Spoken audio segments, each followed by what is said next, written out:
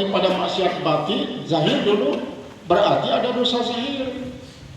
Dosa lantaran salah memata memandang, dosa lantaran salah telinga mendengar, dosa lantaran salah lidah berucap, dosa lantaran salahnya tangan bekerja, dosa karena salahnya kaki melangkah, dan lain sebagainya daripada anggota zahir. Nah, kemudian maksiat batin adalah yang namanya hasad, hikdon, takabur, sum'ah, riya, hubud dunia, hubul jah, hubul riasa, tama, dan lain sebagainya. Itu maksiat-maksiat batin, maksiat-maksiat batin. Maka inilah, kalau kita ingin bertobat daripada dosa-dosa zahir, kata para sufi, banyak-banyak menyebut la ilaha illallah. Jadi la ilaha illallah ini adalah cara bertobat daripada maksiat-maksiat yang dihasilkan oleh tubuh kita. Kemudian dosa hati ditobatkan dengan sering-sering mengucapkan Allah, Allah, Allah, Allah. Kemudian kalau dosa roh kita harus ditobatkan dengan sering-sering mengucapkan huwa, huwa, huwa, huwa. Dosa syirik kita, cara ditobatkan dosa syirik ini dengan selalu mengucapkan huwa Allah, hu Allah, hu Allah. Hu adalah masuk napas, Allah itu adalah keluar napas. Jadi ketika napas masuk itu hu, ketika lapas keluar Allah. Hu Allah, hu Allah, hu Allah. Makanya dikatakan zikir sirul asrar. Zikir sirul asrar. Ini yang dimaksud dengan afdalul dzikri fa'lam. Paling afdal zikir itu maka ketahuilah. Kata fa'lam itu tidak sederhana, tapi kita tahu siapa yang kita zikirkan. Tahu tidak kita Allah misalnya? Lalu tahu tidak diri kita? Tahu tidak cara kita berzikir? Sehingga nanti baru kita masuk dalam kalimat taubatan nasuha adalah apabila kita sudah tahu cara tobatnya sir kita. Tobatnya sir. Tobat sir itu dengan hu Allah, hu Allah, hu Allah. Jadi napas masuk hu, napas keluar Allah. Ini namanya zikrul asrar. Nah, zikrul asrar ini nanti akan mengantarkan itu ke zikrul panak. Panak apa? Panak seperti taraki tadi itu. Panak taraki, panaknya tubuh, panaknya hati, panaknya roh, panaknya sir, kemudian panaknya nur. Kemudian setelah itu yang baki hanyalah Allah. Kullu man 'alaiha fanin wa yabqa wajhu rabbika dzul jalali wal ikram. Itu panak yang tahapan-tahapan kepanaan. Itu taubat nasuha. Nah, lalu taubatan nasuha ini, taubatan nasuha itu kalau di dalam makna ibaratnya firman Allah yang bercerita tentang Bani Israel itu. Aqtulu anfusakum inda bari'ikum fataba 'alaikum. Faqtulu anfusakum, bunuh diri kalian. Itu kan cara sirnya adalah Bani Israel yang sudah apa? Yang sudah menyimpang setelah Nabi Musa alaihissalam munajat selama 40 hari. Kembali Nabi Musa melihat mereka menyembah patung, tidak cukup hanya bertobat dan istighfar saja, tapi bunuh diri kalian. Itu makna ibarat daripada Al-Quran. Makna isyaratnya apa? Maka bukan saja berkaitan dengan Bani Israel, tetapi adalah Bani Israel dalam makna isyarat itu.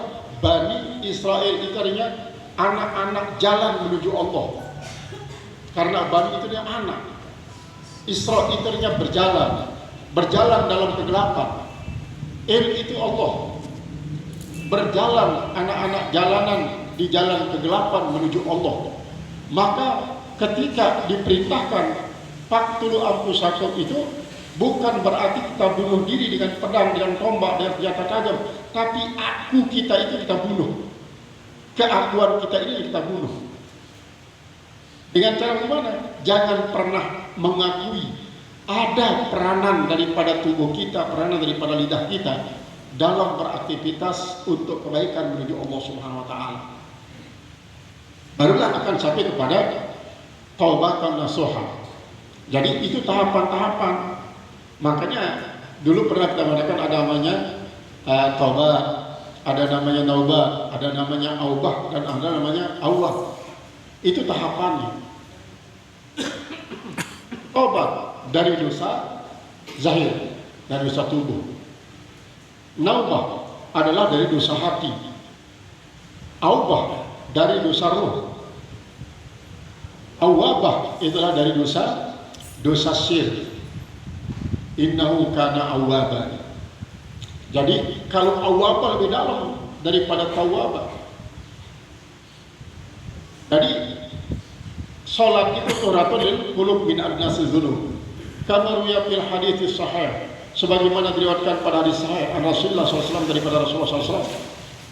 Min qaulihi innama matalus salati, hanya saja perumpamaan salat kama tali nahrin ulbin, bagikan air bagikan sungai yang berair bening, yang murru bi babi ahadikum, yang mengalir di depan pintu rumah salah seorang kalian, yaktahimu fihi kulla yawmin khamsa marratin, dia menyelam padanya setiap hari, pada setiap hari, yaitu 5 kali.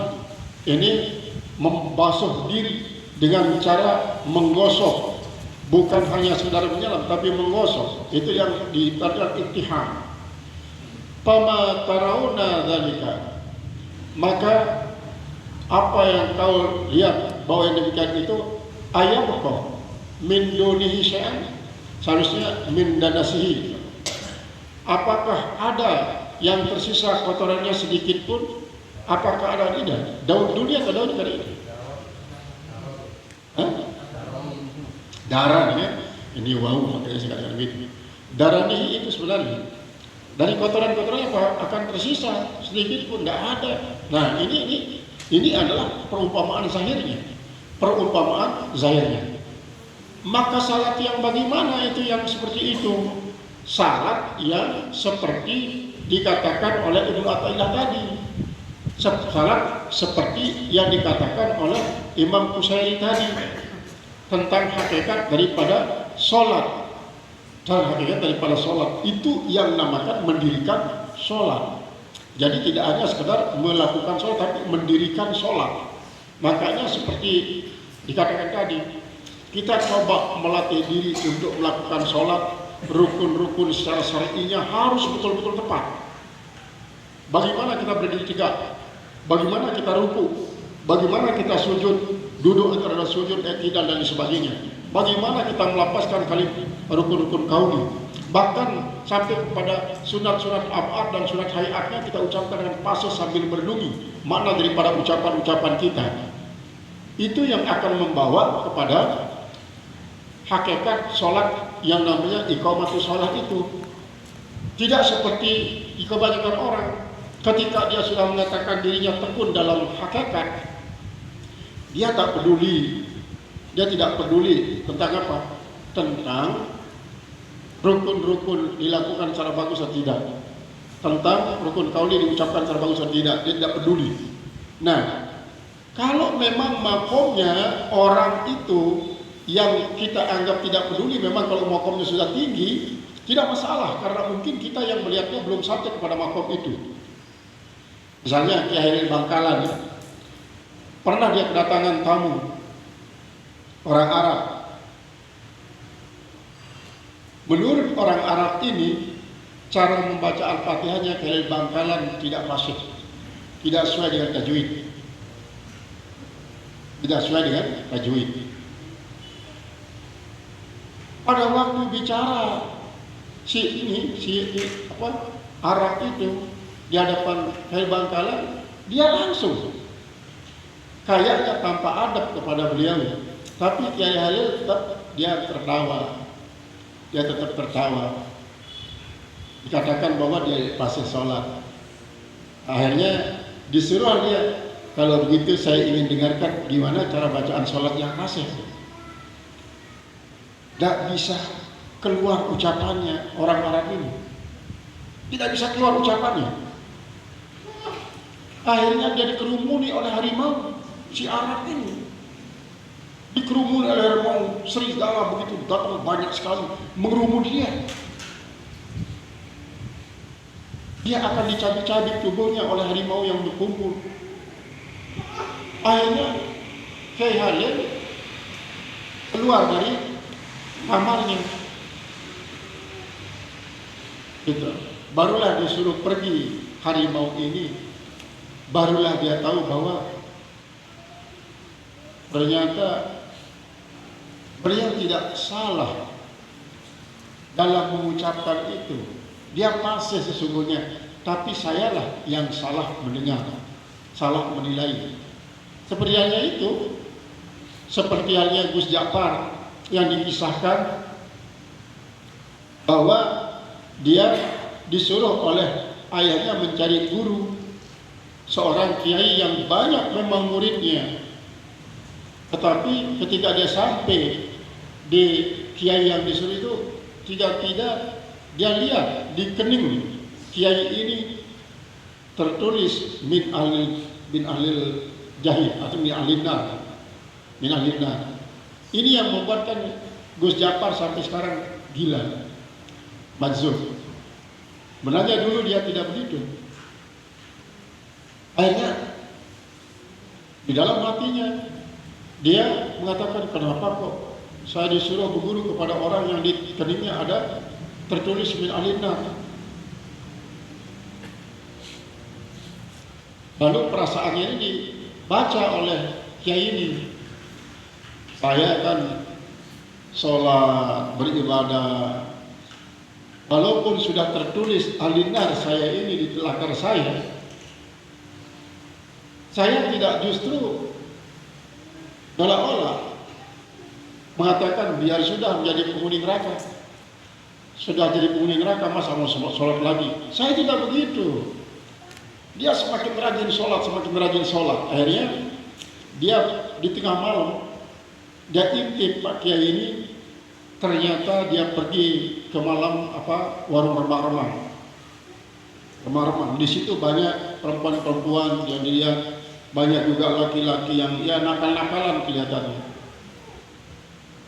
Ternyata Gus Ja'far ini mengatakan, oh pantas dia bertulis di telakarnya min alinar.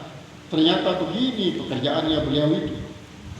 Ini juga dibaca hatinya oleh kiai. Barulah setelah itu, tahu enggak kamu siapa mereka itu? Mereka itu orang-orang susah. Orang-orang susah. Jadi jangan kau anggap mereka orang jahat, orang jelek. Mereka itu orang-orang yang sangat susah. Tahu enggak kamu kalau orang-orang susah itu, kalaupun dia bisa melakukan suatu perbuatan jahat karena kesusahannya, namun hatinya tetap takluk kepada Allah Ta'ala. Akhirnya kita pulang. Nah begitu dia pulang, terjebaklah dia dengan kali yang banjir kali itu. Maka ketika dia sibuk membuka pakaiannya untuk berenang di kali ini, sementara kiai itu jalan biasa di atas air. Akhirnya dia bertemu dengan waktu subuh. Di tengah perjalanan lah ada sebuah musala langgar, di situ ada kiai juga memimpin sholat. Didengarkanlah bacaan daripada kiai ini, kok tidak ada sama sekali baiknya menurut Quran tajwid. Tetapi diketahui juga hatinya. Begitu selesai sholat, si imam ini mengatakan, kok kamu tidak bisa khusyuk sholatnya. Kamu hanya bisa menilai bacaan saya, rukun qauli saya. Tadi kamu tidak khusyuk. Lalu apa dikatakan oleh beliau? Asyik kenapa kok baca Al-Fatihahnya tidak begitu, tidak sesuai dengan tajwid? Itu menurut pendengaran kamu. Berarti kamu sendiri sebenarnya yang keliru cara membaca. Nah, ini adalah merupakan hal-hal yang kadang-kadang di luar nalar kita, karena memang sesuatu yang hakiki itu di luar nalar. Kalau memang orang yang makamnya semacam itu, bukan dia meremehkan syariat, tetapi justru dia sudah sangat-sangat mendalam dalam syariatnya, sangat mendalam dalam syariatnya. Nah, itulah yang diibaratkan ya, yang diibaratkan, kalau diibaratkan gini air. Air itu kalau air danau, kita garami dia dengan satu kapal garam, dia tidak akan pahit, tidak akan asin. Tapi kalau segelas air kita kasih garam, sesidut saja asin dia. Artinya orang yang luas ilmunya itu melihat kekeliruan orang, tidak langsung dia menjustifikasi orang ini salah. Tapi ketika orang yang ilmunya sedikit, 3-2 lah ilmunya, lalu dia melihat orang salah, langsung dikatakan dalalah, lalu dikatakan bid'ah, dikatakan syirik. Karena apa? Karena ilmunya bagikan segelas air, begitu ditaruhkan sesendok garam, langsung air yang sepahit, langsung justifikasi orang, kamu salah, ahli neraka kamu. Nah, itulah gambarannya. Jadi sholat itu adalah salah satu daripada fungsinya adalah tuhratun lil qulubi min adnasi dzunub wastiftahul libabil ghuyub. Dan salat itu juga salah satu fungsinya adalah sebagai kunci pembuka pintu kegaiban. Li'annal quluba idza tahurat, karena bahwasanya hati itu apabila dia bersih, wa tazakkat dan suci, rufi'a anhal hujub, terbukalah, terangkatlah daripadanya tirai-tirai, wal astar dan penutup-penutup. Jadi hijab-hijab akan terbuka. Karena apa? Karena bening hatinya. Maka dia pun melihat maghaba apa yang gaib daripadanya, minal asrar, daripada rahasia-rahasia. Nah, inilah yang musyahadah. Yang musyahadah. Mungkin saja buka syafah kan lebih rendah daripada musyahadah. Kalau buka syafah itu dia bisa menjadi hijab. Kalau orang bangga, oh saya sudah bisa melihat apa yang bisa dilihat oleh orang lain, lalu membuat dia, kalau begitu saya sudah sampai pada maqam usul kepada Allah. Nah, berarti kalau dia menganggap semacam itu, dia hijab semacam itu. Adapun kalau musyahadah, apa yang dilihat itu membuat dia ingat kepada Allah, tetapi dia tidak mengetikatkan makhluk ini sebagai Allah, tidak mengetikatkan makhluk ini sebagai Allah, seperti yang dikatakan oleh sebagian daripada tasawuf Nazari itu pada mengartikan laisa kamitslihi syai'un wa huwas basir, tidak ada seumpamanya sesuatu dan dialah yang mendengar dan melihat. Lalu kenapa tidak ada seumpama dia sesuatu? Karena segala sesuatu itulah dia. Nah, itu katanya. Sesuatu yang kau lihat itu semuanya dia. Bagaimana dia akan mempunyai perumpamaan? Nah, kata-kata semacam ini kadang-kadang kalau didengar oleh orang yang tidak memahami maknanya, pasti dia menganggap kalau begitu gunung itu adalah mengatakan saya ini adalah sebenarnya Allah, tapi nama saya gunung. Ketika dia melihat laut, laut itu juga berkata saya ini adalah Allah, tapi nama saya laut. Nah, ini akan dipahami seperti itu oleh orang yang tidak paham, sehingga pada diri kita dia lihat jarinya, misalnya kata ibu jari, saya ini Allah, tapi nama saya ibu jari. Melihat telunjuknya, telunjuk itu juga mengatakan saya ini Allah, nama saya adalah telunjuk. Nah, ini dipahami oleh sebagian daripada yang menekuni tasawuf Nazari, karena tasawuf Nazari ini yang diutamakan adalah bagaimana dia memahami. Tetapi musyahadah tidak seperti itu. Kalau musyahadah ya membuat kita ingat kepada Allah, bukan mengatakan apa yang kita lihat itu Allah. Memang di dalam hikmah-hikmah ini ada yang nanti hikmah-hikmah yang kelihatannya seperti itu makna zahirnya. Kita melihat diri kita menganggap diri kita sebagai Allah. Melihat akan alam semesta, kita anggap bahwa alam semesta sebagai Allah. Seolah-olah itu makna daripada beberapa hikmah yang kita lihat nanti. Kaifa yahjubuhu itu, kaifa yahjubuhu syai'un wa huwa zahirun fi kulli syai'. Dan seterusnya ada 10 kaifa yahjubuhu itu, kaifa itu adalah 10. Jadi di sini katakan as-salatu istiftahun li babil ghuyub. Kemudian as-salatu mahallul munajat. Salat itu adalah tempat munajat. Jadi salat itu adalah suatu kesempatan kita untuk munajat. Kenapa? Li'anna fiha yakunu mahallut tanafi.